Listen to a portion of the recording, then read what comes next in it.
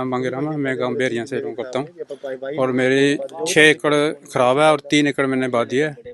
3 एकड़ की मेरे को पौध मिली थी, तो बा दिया। अभी 3 का रिसर्च कर रहे हैं पौध के बारे में, तो आगे जैसे ही पौध मिलेगी फिर उसको बाएंगे। कार जी, मेरा नाम संदीप कुमार है जी। क्या मांग है जी आपकी सरकार से? हमारी यही मांग है कि जैसे कि इस जीरी पे बहुत 15-15, 20-20 हज़ार रुपये खर्चा आ गया। सरकार से यही मांग है कि सबको एक अलग से पटवारी की सरकारी अधिकारी की सहायता लेके इसकी गिरफ्तारी करा के और 20-20, 25-25 हज़ार रुपये दिया जाए। कुछ मामला है जी, आज आपने वादी है। एक मिनट फ्रेम में ले लो सबको किसान में। जी, मेरा नाम जितेंद्र सिंह है। ये जीरी में वायरस आया जी, क्या नाम का वायरस है, हम तो कोरोना वायरस कह देंगे।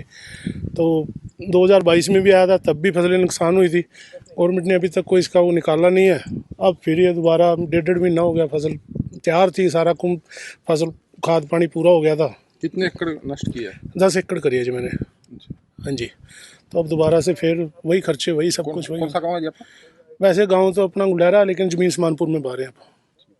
कुछ मामला है जी। जी देखिए, इलाके के अंदर फिजी या डवार्फ वायरस जिसे कहीं धान के पेड़े जो बोने रह रहे हैं, उस वायरस ने अब की बार विकराल रूप ले लिया है। और आप मेरे पीछे देख सकते हैं कि यहाँ किसानों ने 10-10 एकड़ अपनी फसल आज नष्ट की है, जो बड़े बच्चों की तरह पाली थी, तकरीबन 15 से 20 हज़ार प्रति एकड़ खर्चा करके।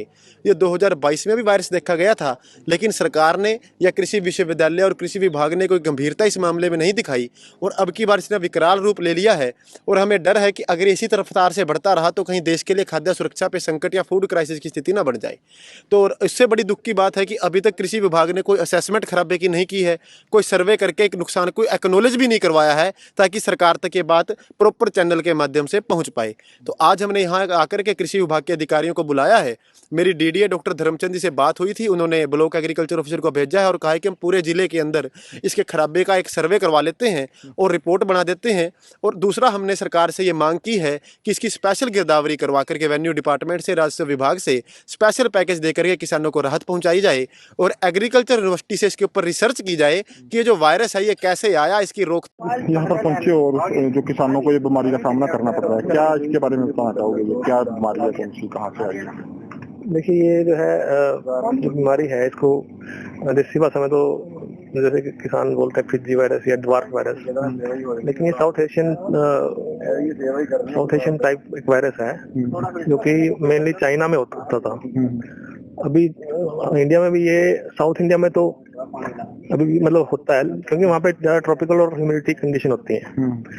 और जैसे चाइना में भी ये 6-7 साल में एक बार आता है और इसके हम मतलब प्रेडिक्ट कर ही नहीं सकते कि कभी भी आ सकता है। तो किसी भी वैरायटी को अफेक्ट कर सकता है, कोई ऐसा नहीं है कि स्पेशली ये वैरायटी है वो वैरायटी, क्योंकि वायरस है वो, जैसे कि आपने कोविड में देखा होगा, किसी को भी हार्म कर रहा था, इसके ऊपर आ गया तो आ गया। ऐसा कुछ अगेती पिछेती फसल होती है उसमें? शुरू में पिछले साल तो जो अगेती फसल में ज्यादा आया था, लेकिन अब की बार तो ये रिपोर्ट हो रही है कि ये तो चाहे अगेती हो चाहे पछेती, सब में आ रहा है। इवन जींद में तो डीएसआर में जो है, पहले ये सोचते थे कि जो डायरेक्ट सीडेड वैरायटी है उसमें नहीं आएगा, लेकिन अब की बार तो डीएसआर में भी आ गया।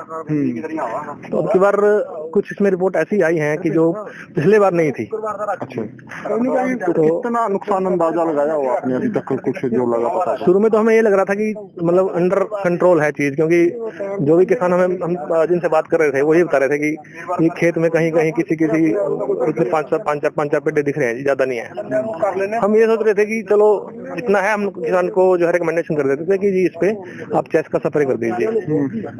और क्योंकि अगर किसान और उनको उखाड़ दीजिए पहले तो ताकि वो आगे ना फैले, और उस पर दवाई का स्प्रे कर दीजिए। लेकिन अब जब तक सामूहिक प्रयास नहीं होगा, आसपास के सभी खेतों में सभी किसान जब तक इसका इरेडिकेट नहीं करेंगे, सफेद पीठ वाले जो तिला है उसका, तो ये तो आएगा ही आएगा।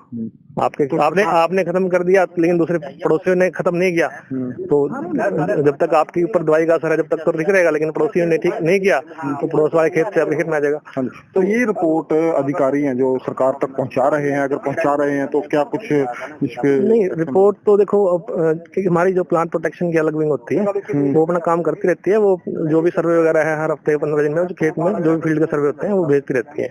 ये तो रूटीन, जो भी कोई भी कीड़ा हमारे जिस भी लेवल का होता है वो हम भेजते रहते हैं, ऐसी कोई इश्यू नहीं होता कि नहीं, सरकार को संज्ञान में है। इवन वैज्ञानिक जो है कृषि, जो हरियाणा कृषि विश्वविद्यालय है उसके वैज्ञानिक भी जो है अभी 8 जिलों में जो है इसका सर्वे कर रहे हैं और अपनी रिपोर्ट बना रहे हैं, तैयार कर रहे हैं वो भी सरकार को। हमसे जुड़े रहने के लिए हमारे YouTube चैनल को सब्सक्राइब करें और नई वीडियो की नोटिफिकेशन के लिए बेल आइकॉन को दबाएं। अगर आप ये वीडियो Facebook पर देख रहे हैं तो लाइक जरूर करें और ज्यादा से ज्यादा शेयर करें। धन्यवाद।